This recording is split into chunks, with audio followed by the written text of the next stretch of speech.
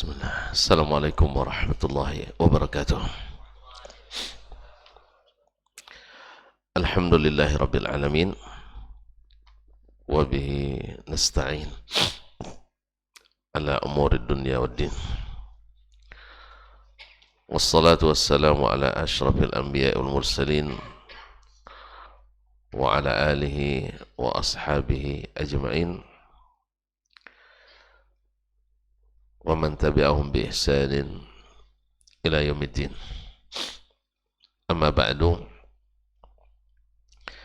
fa'usi nafsi wa iyyakum ayyuhal muslimun wa ayyatuhal muslimat bittaqullahi azza wa jal rabbil ardi was samawat fa innahu qad fazal muttaqun ya ayyuhalladzina amanu ittaqullaha haqqa tuqatih wa la tamutunna illa wa antum muslimun.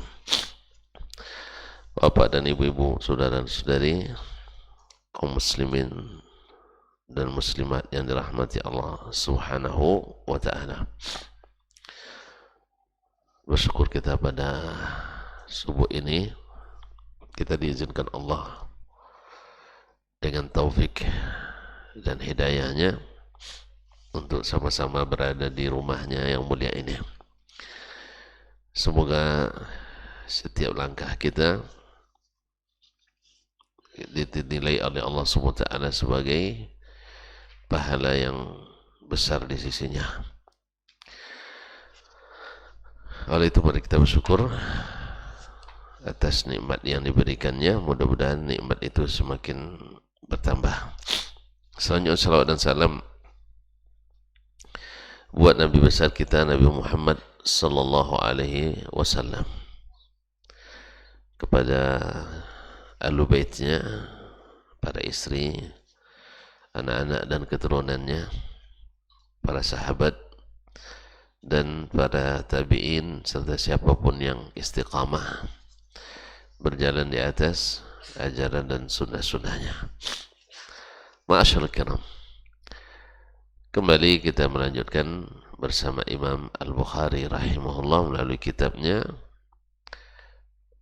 Al-Adab Al-Mufrad. Al-Adab Al-Mufrad. Kita sampai pada bab yang ke-171. Qala rahimahullah, babu qublatir rajulil jariyatas saghirah. Bab laki-laki mencium anak perempuan yang masih kecil. Al-jariyah disebut al-jariyah dari yaitu anak perempuan yang kalau kita istilahnya yang belum balik. Di kalimat al-jariyah asalnya adalah anak perempuan yang belum, atau anak-anak yang masih belum balik. Dan untuk laki-laki disebut dengan al-ghulam atau as-sabi. Al-ghulam atau as-sabi. Jadi kalau ada misalnya hadis bahwa Nabi SAW dalam seperti Sahih Bukhari, datang kepadanya seorang jariyah lalu memegang tangan beliau dan mengajaknya berjalan berkeliling Madinah. Sebagian mengatakan bahwa Nabi SAW memegang tangan perempuan yang bukan mahramnya. Berarti di sini terjadi, karena kalau dicari nanti namanya anak perempuan atau anak gadis kecil. Kalau awak gadis kecil terbayang lah itu kan anak-anak SMP, anak SMA, kan gadis kecil masih. Kalau besok-besok lagi anak kuliah pun masih gadis kecil juga. Ya Ustaz ya. Ya sebab nanti usia dini sampai umur 39. Nah, ya sampai usia 39 masih usia dini, nanti anak kecil juga. Bukan, al-jariyah adalah tutlaq ala al-bint fi muqtabali umriha. yang masih sebelum baliknya. Jadi boleh laki-laki mencium anak perempuan yang masih kecil. Bab ini disebutkan oleh Imam Al-Bukhari rahimahullah karena sebagian apa namanya ya ta'affaf atau merasa tidak bagus bila seseorang mencium anak perempuan yang bukan mahramnya. Yang kedua, isyarat dari Imam Al-Bukhari bahwa mahramiyah itu, bahwa hukum mahram itu baru berlaku sejak baliknya. Dan balik itu ditandai dengan kalau perempuan sampai umur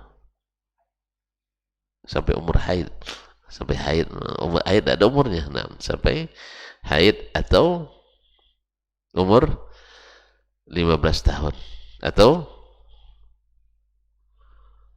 udah lupa kayak bikin atau nikah belum, nikah belum tentu atau mimpi dewasa. Ini kalau mimpi dewasa itu dianggap sudah balik. Ulang lagi, nikah nikah belum tentu balik karena Ummul Mukminin Aisyah radhiyallahu anha nikah umur 6 tahun tapi belum balik, baru baliknya umur 9.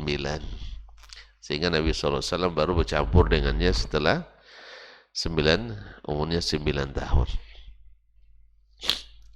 Ma'asyar kiram dirahmati Allah SWT. Yang pertama, haid atau nifas. Langsung nifas.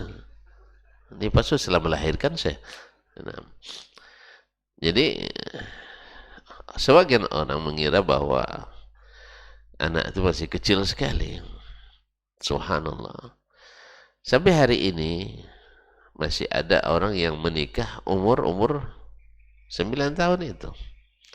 Teman Umi Samah tuh umur 21 tahun sudah punya cucu. Nah, terbayangnya umur 21 tahun dia sudah punya cucu. Umur 51 tahun anak belum ada. Misal ini umur 21 tahun sudah punya cucu dia, perempuan memang bukan laki-laki. Kan saya bilang Umi Usama tadi bukan Abu Usama. Nah, umurnya 21. Gimana ceritanya?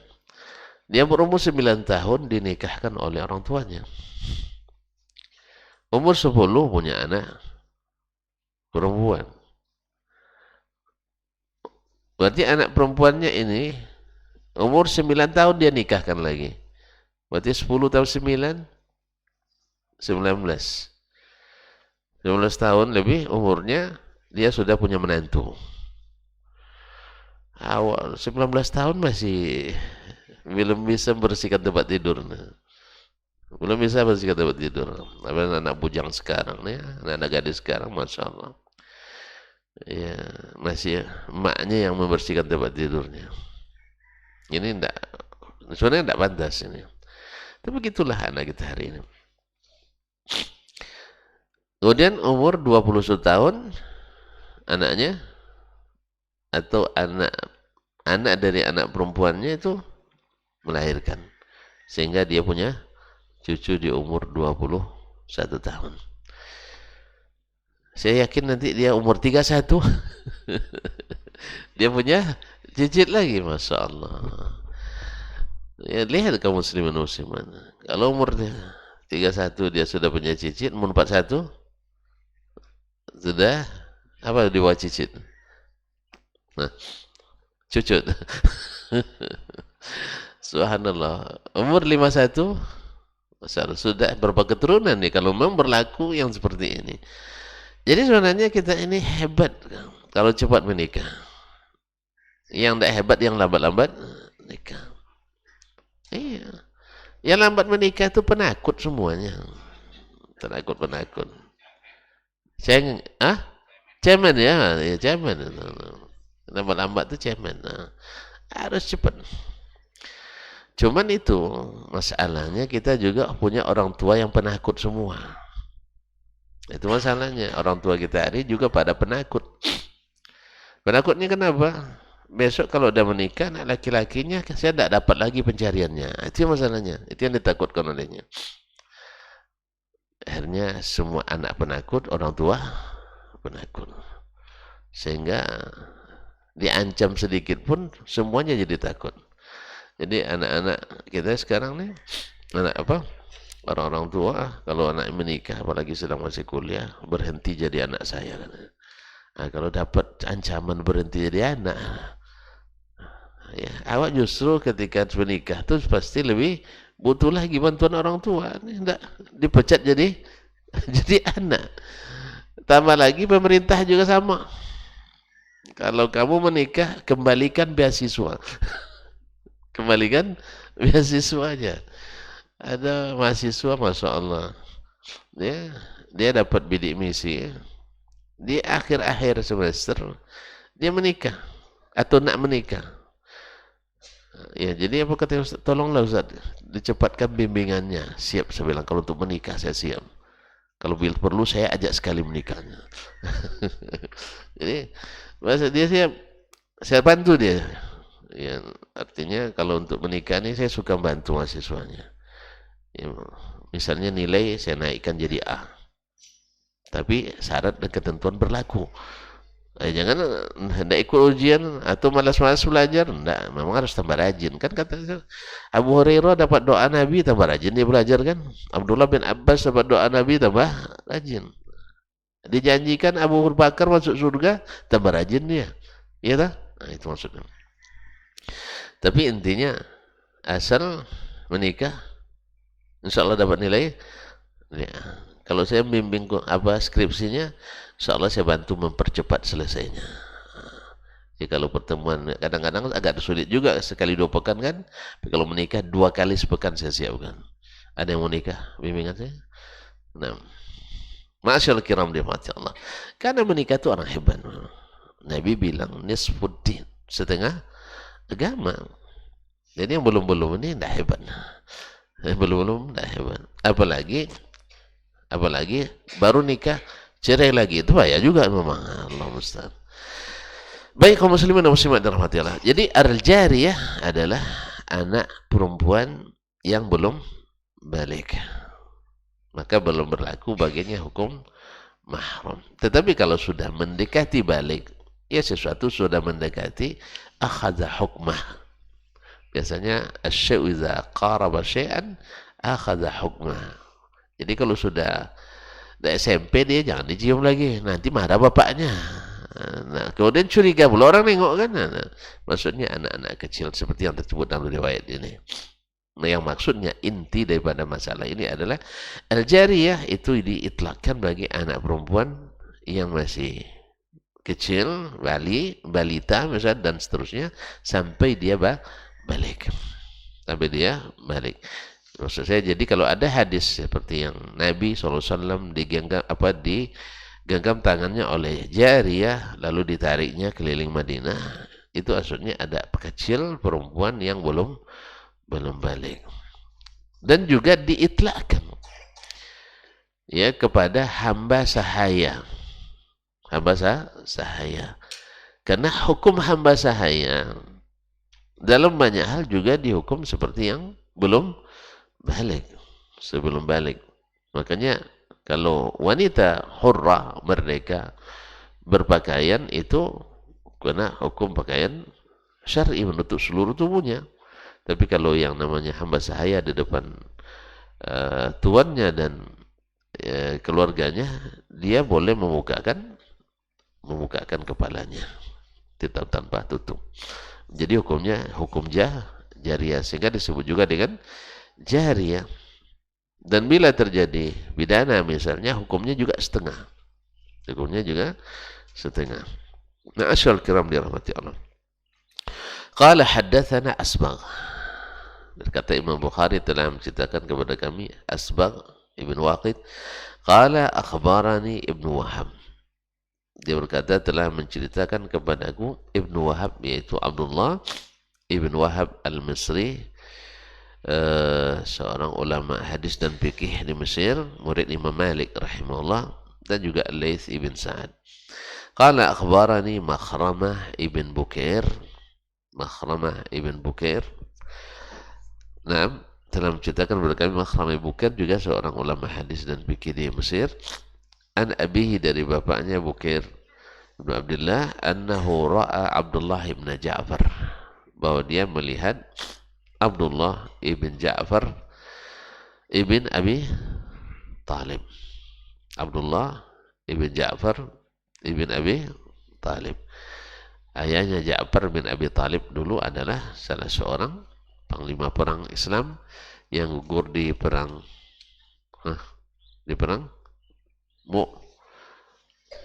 yang tiga panglima itu yang gugur di perang Mu'tah. Ahsanta, di perang Mu'tah. Sini, Masya Allah. Takut nih, Masya Allah. Nah, di perang Mu'tah, ma'asyal kiram. Dan Ja'far bin Abi Talib juga, ma'asyal kiram dirahmati Allah, lahirnya hadis isna'u li ali Ja'farin ta'aman fa innahu qad ja'ahum ma yashghuluhum. Jadi sunnah bagi masyarakat untuk memberi makan bagi keluarga yang tertimpa musibah kematian, karena mereka sedang sibuk oleh kesedihan, bukan ahli mayit yang menyiapkan makanan untuk warga, seperti yang sering terjadi di negeri kita. Ya, kalau ada yang meninggal, malamnya sibuk-sibuklah mereka menyiapkan makanan, ya untuk malam penyisihan lah seadanya. Nanti pas grand final, semifinal dulu ya, semifinal agak naik sedikit. Jadi malam pertama cukup goreng, pisang rebus dan sebagainya. Biasanya peminatnya kurang juga. Di penyisihan belum terlalu banyak. Semifinal udah mulai ramai dikit. Pas malam finalnya, apalagi grand final, apalagi apa namanya, es klasiko final, yang orang-orang yang banyak duitnya itu ramai itu biasanya. Apalagi kalau dekat-dekat pesantren. Maka yang seperti ini memang susah untuk ditinggalkan, sebab banyak di dalamnya terselip kepentingan. Jarang anak-anak pondok makan lomak kan. Nah, jadi makanya doanya Allahumma akthir mautal muslimin. Ya Allah, banyakkan orang mati di kalangan kaum muslimin. Dia mendoanya apa? Sebab setiap ada meninggal berita gembira bagi anak pondok. Berita gembira bagi tetangga. Kamu apa? Ada orang mati berarti ada nasi berkatnya. Nah, jadi mau susah tinggalkan ini. Walaupun diakui oleh guru-gurunya, diakui oleh buya kiai-kiainya, ini tidak disunnahkan. Bahkan jelas dalam mazhab yang dianut, mazhab Syafi'i, haram. Ya, Imam Syafi'i jelas fatwanya haram 3 hari berturut-turut makan di rumah orang yang baru meninggal. Nah, tapi kok bisa berubah ya? Padahal mati-matian jangan keluar dari mazhab Syafi'i. Siapa yang tidak bermazhab Syafi'i bukan ahli. Siapa yang tidak bermazhab Syafi'i di Indonesia berarti bukan ahli sunnah. Betul juga nampaknya bukan ahli sunnah. Karena memang sunnah itu adalah membuatkan makanan dikirim ke rumah orang itu, bukan berlomba makan di rumah orang yang meninggal. Nah, jadi sehingga nanti doa santri lagi bukan banyakkan orang meninggal, tapi jagalah orang-orang hidup dan panjangkan umurnya. Kalau tidak nanti banyak doanya. Ahlul bait kan tidak tahu dia maknanya. Anak pondok dia yang tahu tuh. Ya Allah, Allahumma ahfidna ahla hadzal bait. Ya Allah, cepat matikan orang rumah ini. Allah musta'an. Itu anekdot saja Ustaz ya, anekdot aja. Yang penting bahwa fatwa Imam Syafi'i seperti nukil juga oleh Imam Nawawi rahimahullah, jelas bahwa haram hukumnya berkumpul-kumpul dan makan-makan di rumah orang yang baru dapat musibah itu selama 3 hari 3 malam. Dan kita Masya Allah, para pengikut fanatik mazhab Syafi'i yang mengatakan kalau tidak bermazhab Syafi'i keluar dari ahlu sunnah, senang sekali dengan menghidupkan acara-acara ini. Ditinggalkan hadis-hadis yang sahih dan sharih, dicari yang terserondok-serondok. Nggak nampak-nampak ini mana. Jumpa dia rupanya dalam Al-Hawi lil Fatawi Imam As-Suyuti, atau dalam Syarh As-Sudur bi Ahwalil Mauta wal Qubur, akhirnya temu di situ. Tidak bersanad. Ya, lalu dibuatkan kitab Kami Bersanad katanya. Ternyata bukan bersanad, tapi berkhianat, kata Ustaz Zulkarnain. Nah, masyiral kiram dirahmati Allah. Tidak ada sanadnya. Ada yang bersanad, tapi sampai tabi'in, tapi ternyata putus-putus pula sanad itu. Kalau putus-putus, kuat apa lemah? Lemah. Allah musta'an. Semoga Allah memudahkan hati kita untuk menerima yang hak. Ma'asyarul kiram, bahwa annahu ra'a Abdullah bin Ja'far, dia melihat Abdullah bin Ja'far bin Abdul Muttalib. Abdullah bin Ja'far bin Abi Talib. Yuqabbilu Zainab binta Umar bin Abi Salamah. Dia mencium Zainab binti Umar bin Abi Salamah.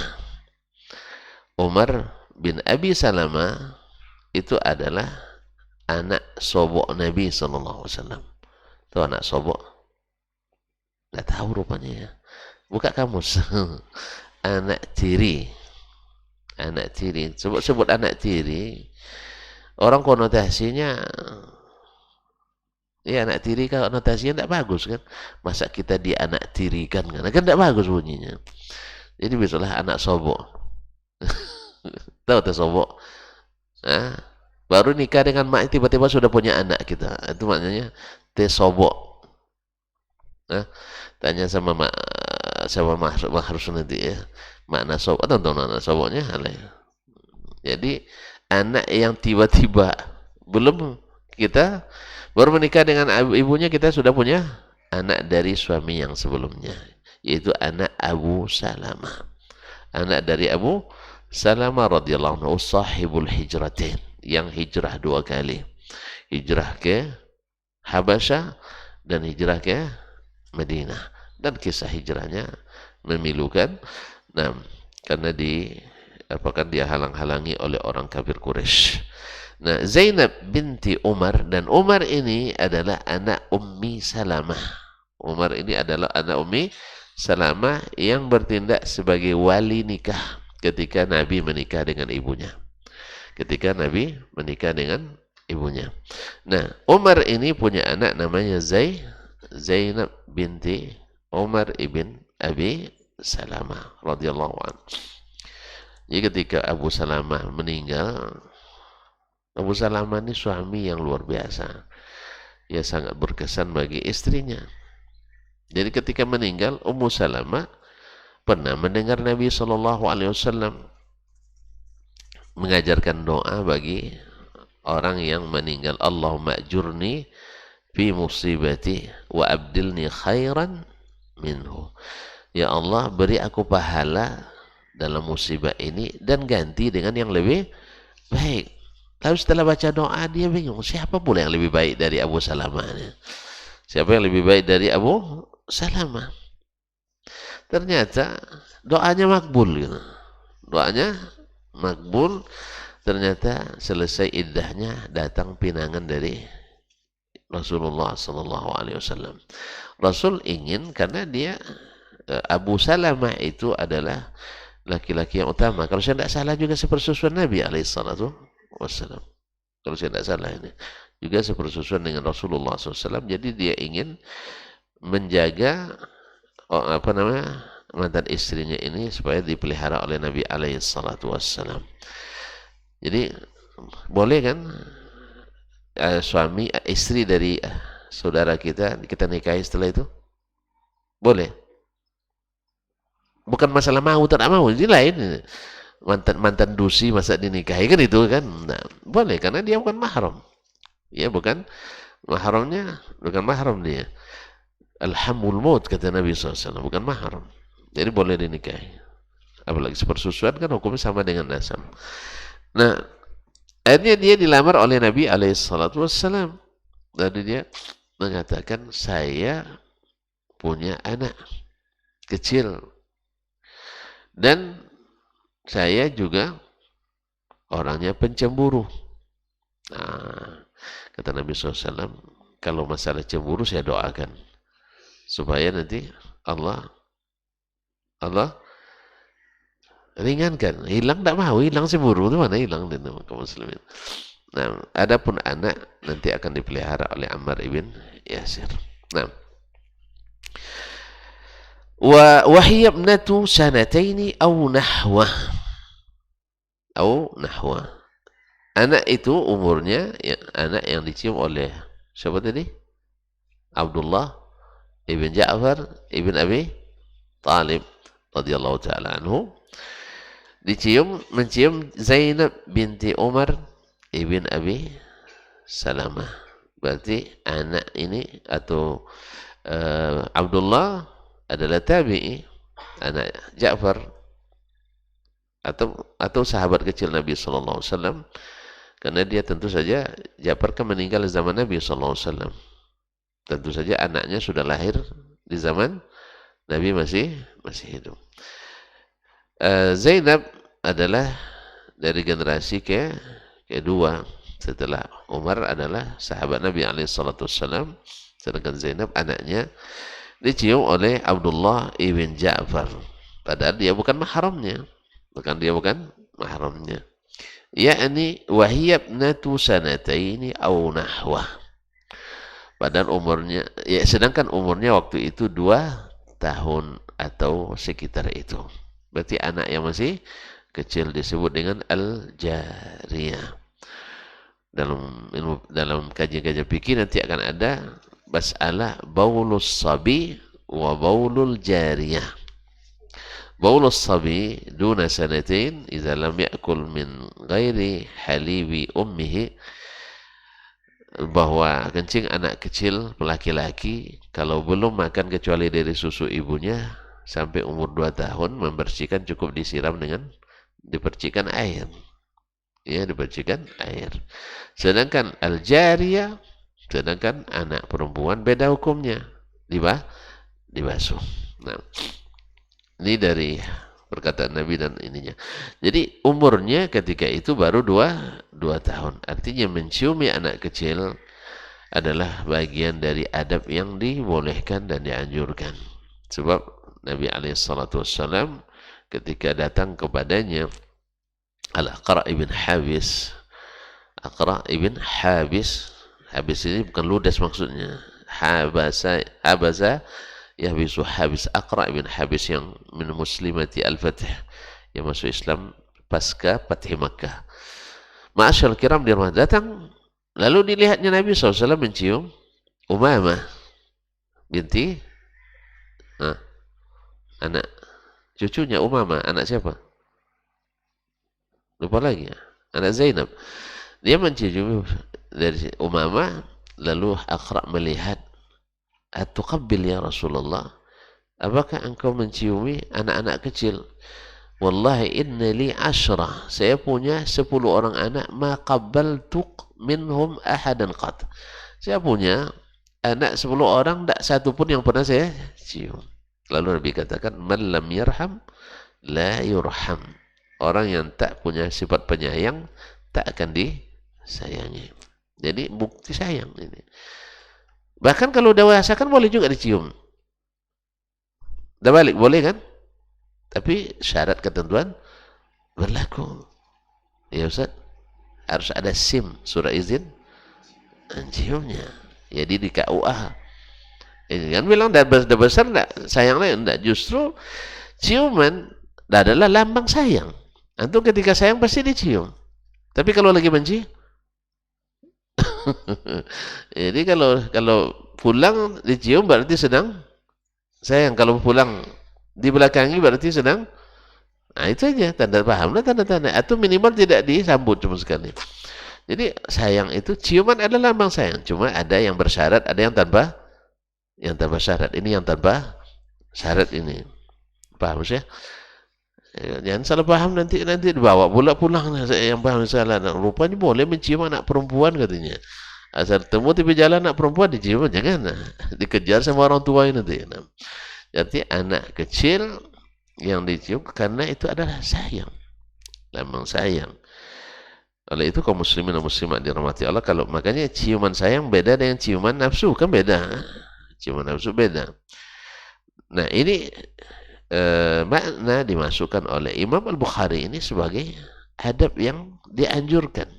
Bahkan sekalipun anak itu perempuan, tetap dianjurkan untuk menyayanginya dengan cara menciumnya. Karena cium itu menggendong, mencium, memajak bermain. Itu kan bagian. Kemarin kan cerita Husain bermain Nabi dengannya, kan dicandain itu. Nabi coba halang-halangi dia. Artinya ini adab tidak merusak muru'ah. Karena kalau tidak jelaskan bisa saja orang mengatakan masa anak perempuan diciumi juga. Gitu? Enggak. Jadi Imam Bukhari katakan ini termasuk min adabis salaf. Bahwa mereka sayang pada anak kecil, yaitu diantaranya dengan menciumnya sekalipun bukan anak sendiri. Nah, siapa yang tak pernah mencium anaknya, tak mungkin mencium anak orang. Saya takut juga, jangannya ibu tak pernah diciumnya juga. Ya 10 orang anaknya tak satu pun dicium. Jangan-jangan ibunya tak pernah juga. Tak pernah juga diciumnya. Allah musta'an. Makanya Nabi SAW, memang dia, orang Badui itu memang begitu kaum muslimin dan muslimat. Makanya Nabi SAW tidak menganjurkan kita untuk menjadi orang Badui. Karena itu jumpa orang Badui payah. Sejak zaman Nabi lagi. Dia bicara sama Nabi aja, sambil berdiri bercakap sama Nabi. Siapa Muhammad di sini katanya. Bukan siapa Rasulullah katanya. Tidak bersalam dulu, kadang bersalam kan. Siapa kalian yang Muhammad kan? Nunjuk dia. Baru Nabi bilang saya katanya. Saya Muhammad sallallahu alaihi wasallam. Tapi Nabi paham, memang begitulah. Sehingga keluar dalam hadis Nabi, man bada jafa. Man bada jafa. Jafa itu maknanya adalah kasar. Orang yang tinggal di Badui pasti kasar orangnya. Makanya menyikapi orang juga tidak boleh sama. Ya kalau orang kampung kasar-kasar sama kita, jangan langsung baperan kita. Makanya kita yang perhalus dia. Pandailah main halus. Kan sudah saatnya main. Sudah saatnya main halus gitu. Orang kampung apa sukanya? Hah? Apa sukanya orang kampung? Kalau antum pulang, ya tegur mereka. Kalau pakai mobil, buka kaca mobil itu. Yes ya? Nah, buka. Assalamualaikum. Atau tidak pandai biasa mereka salah. Oi, katanya kan. Nah, Pak Haji, suka dia itu. Nah, nanti ini akan lama-lama terbawa oleh mereka. Jelas ya? Nah, sekali-kali datang bawa hadiah. Nah, bawa hadiah ke dia. Hadiah yang paling disukai orang kampung? Dulu sebelum kita tahu kita bawa, sekarang udah tahu jangan bawa lagi. Ganti dengan kurma gitu misalnya kan. Apalagi zam-zam, senang nih itu. Bawa kurma atau zam-zam. Kemudian bawa cincin apa imitasi itu. Sekali pakai langsung itu. Senang deh. Ini cara untuk memperhalus mereka dalam bergaul. Ya dulu memang terpaksa bawa itu kita. Tua. Senang deh itu, Tua Haji. Nah, sekarang diganti aja dengan kurma, dengan pokoknya pandai-pandai antum lah. Kalau durian banyak kampung ya. Nah, Ma'asyal kiram dirahmati Allah. Ini apa namanya? Tanda seseorang memiliki hati yang halus adalah menciumi anak kecil. Karena sebelum bab ini kan babur rahmatis saghir, bab tentang kasih sayang pada anak-anak. Kemudian bab tentang mu'anaqatis sabi, memeluk anak seperti hadis yang sebelum ini. Kemudian bila panen pertama buah-buahan diberikan pada anak yang paling kecil supaya dia merasa dihargai. Wah, dia yang pertama mencicipi. Kalau kita di kampung dulu kan masih ingat, kadang dipelihara ayam sama emak kita, ini ayam dasman, ya kan? Ini ayam sebulan, ini ayam sebulan. Habis-habis pas hari raya bantai semuanya. Itu biasa dari dulu udah terjadi itu. Ya kalau ada sekarang ya, anak-anak dapat apa namanya yang hari rayanya apa?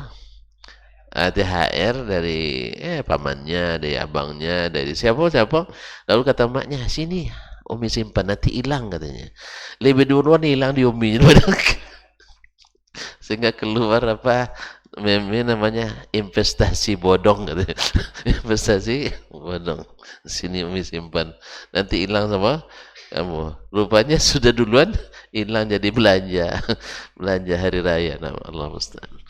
Itu sudah dari dulu. Ini kerbau. Nah, misalnya kerbau si dasman, ini kerbau si bulan. Nah, besok dijual, ada dapat bagian.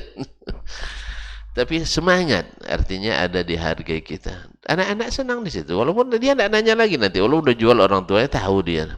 Tidak paham. Tapi ketika disebut ini kerbaunya kamu. Rajin dia cari rumputnya. Rajin dia lepas pagi-pagi itu. Kasih minum, kasih air garam kan.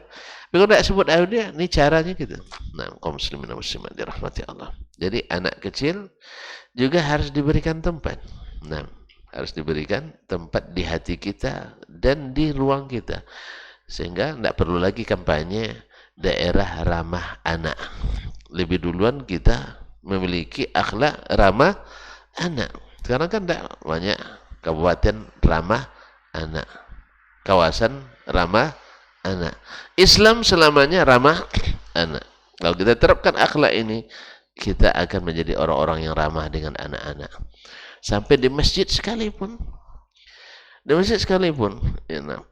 Di masjid sekalipun, masjid ini, maksudnya masjid kaum muslimin itu, selama masih ada tawa anak-anak di dalamnya, insya Allah akan bersambung generasi yang baik di situ. Tapi kalau sudah anak-anak tidak bebas lagi di masjid, berarti tanda tidak bersambung generasi. Akhirnya setelah mereka besar, ini kan pernah di masa kita di kampung dan di kota. Karena di kota kan orang kampung juga aslinya. Iya dah. Kamu orang kampung, Sulair. Mana kampung bang? Saya kampung mau jual lagi. Ya orang kampung semua. Mana kampung? Simpan Timun, Merbau, Danau. Orang kampung semuanya. Tidak ada yang tidak ada kampung nih. Balik orang kampung. Tiba-tiba pergi ke kota. Perangai kampung kadang terbawa juga ke kota. Nah, nengok anak-anak main tuh, anak mainnya suaranya volumenya apa yang dBl apa untuk desibel ya, 2 desibel, pas dia selesai 12 desibel ya suaranya. Akhirnya orang terkejut bukan karena anak-anak tapi karena yang negur anak-anak itu.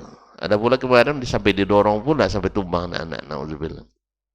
Kaum muslimin dan muslimat, kan sudah makanya dipelajari anak-anak itu jangan dipisahkan sabnya dengan dewasa untuk pembelajaran, ya.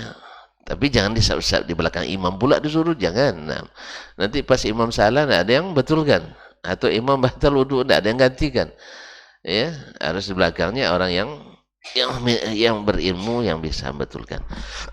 Jadi anak kalau belum bisa dilepas itu bawa dekat kita.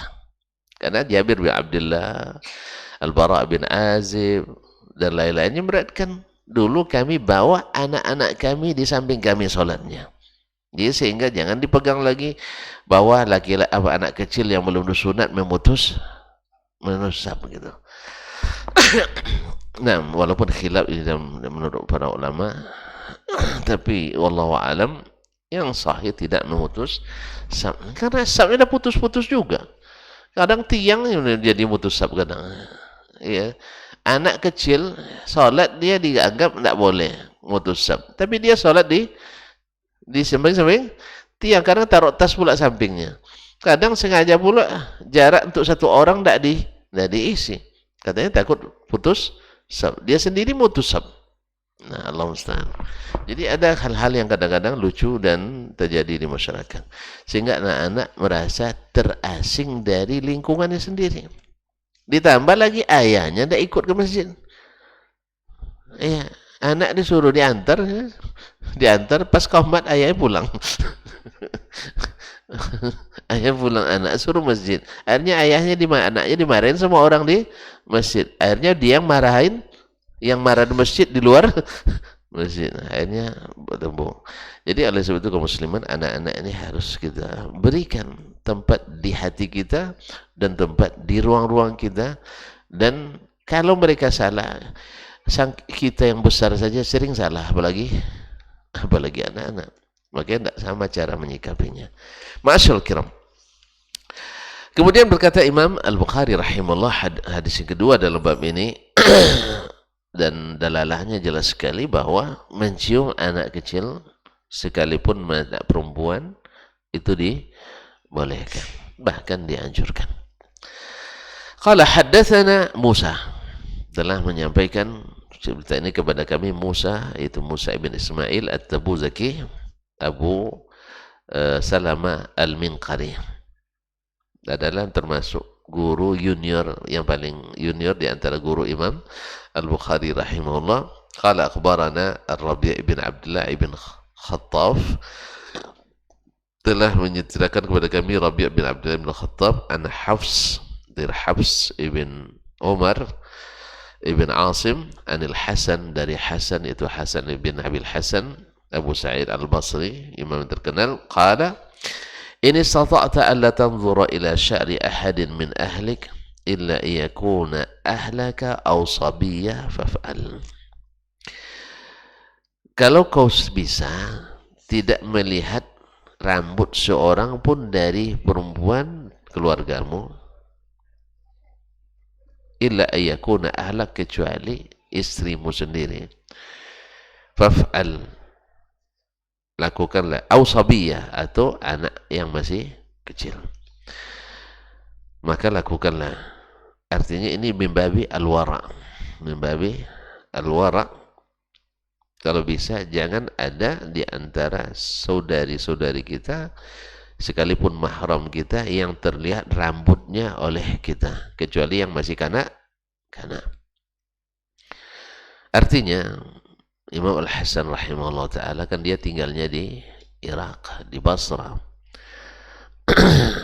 Maka dianjurkan sejak anak-anak lagi atau sudah dewasa untuk membiasakan menutup rambutnya, sekalipun di depan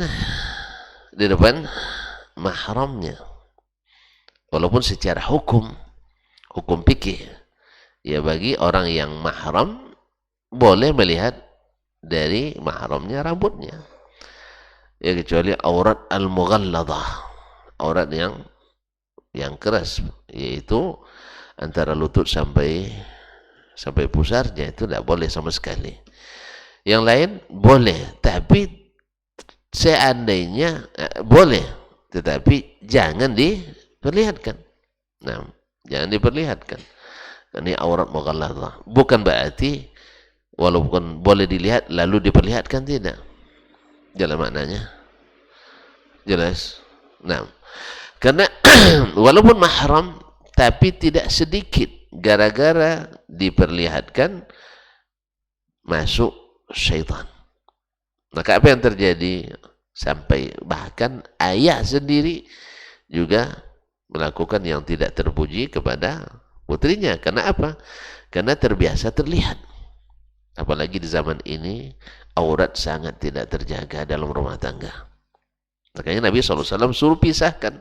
Bila anak laki-laki atau bila anak perempuan itu sudah sampai mumayyiz, umurnya sudah maka mesti dipisahkan tempat tidurnya. Kenapa dipisahkan tempat tidurnya? Kenapa dipisahkan tempat tidurnya? Banyak sebabnya. Yang namanya orang tidur, serapi apapun yang tidur, karena orang tidur kan siap gerak kan, ya, dirapikan pakaiannya. Tapi setelah tidur, apalagi tidur lasak. Tahu lasak? Nah, sering terjun dari tempat dari kasur. Kan ada sebagian kita, masya Allah, tiap hari, tiap malam jatuh dari tempat tidur. Ada tuh, nah, tiap malam, iya kan? Ada yang memang tidurnya tenang, tapi yang lasak. Makanya orang tidur tak berdosa dia, walaupun terbuka auratnya. Jadi aja sengaja dia tidur buka aurat enggak. Tapi kalau dia dalam tidur enggak berdosa. Siapa yang berdosa? Kita yang bangun. Kalau terlihat aurat orang di waktu tertidur dia, mana dalam suatu perjalanan misalnya, maka kewajiban yang tidur untuk menutupnya. Jangan dibiarkan pula. Ya, kawan kita misalnya terbuka auratnya, dia tidur tertutup kan? Makanya ketika terbuka dan dia sekamar kita misalnya di perjalanan, terbuka auratnya wajib kita tutup. Makanya Imam Asy-Sya'bi rahimahullah, dia selalu memakai celana panjang kalau tidur. Supaya apa? Saking takutnya pada terbuka auratnya. Jadi tidur dia sengaja pakai pakaian yang tak terbuka. Kalau pakai celana terbuka juga lagi sih. Ustaz, dia celana panjang terbuka juga lagi. Nah, ini parah tuh. Celana panjang masih juga terbuka. Walaupun tidak berdosa kita. Walaupun tidak berdosa. Karena kalau pakai selimut biasa kan dari atas. Kadang-kadang ini apa kaki kita apa namanya lutut kita ke atas akhirnya terbuka. Maka biasa dia pakai pakaian yang menutup aurat sempurna menjelang tidur. Saking takutnya, karena kalau tidak pun manusia melihat pasti dilihat oleh malaikat dan pasti dilihat oleh Allah Subhanahu wa taala. Wallahu ahaqqu yustahya minhu. Ma'asyiral kiram. Jadi kalau bisa anak dari anggota keluargamu jangan sampai ada terlihat olehmu rambutnya, maka itu harus kamu lakukan. Walaupun tidak sampai haram. Nah, tidak sampai haram. Apalagi di negeri yang tidak ada aturan untuk mesti tutup aurat kalau keluar rumah. Makanya kenapa saudara-saudara kita kalau di Arab misalnya anak-anak kecil keluar rumah memang mereka tidak pakai jilbab. Anak kecil yang sebesar ini tidak pakai jilbab dia kalau keluar rumah. Bahkan sudah hampir balik kadang. Ya, tidak pakai jilbab. Apa sebab? Karena aturan di sana tegak. Kalau sudah balik mesti pakai jilbab. Harus pakai pakaian Islami, bukan busana muslimah. Sebab busana muslimah macam-macam modelnya. Nah, busana muslimah karena ikut fashion pula di apa namanya? Enggak tahu nih. Enggak tahu. Ikut fashion pula di France apa Bang? Paris apa? Paris fashion. Nah.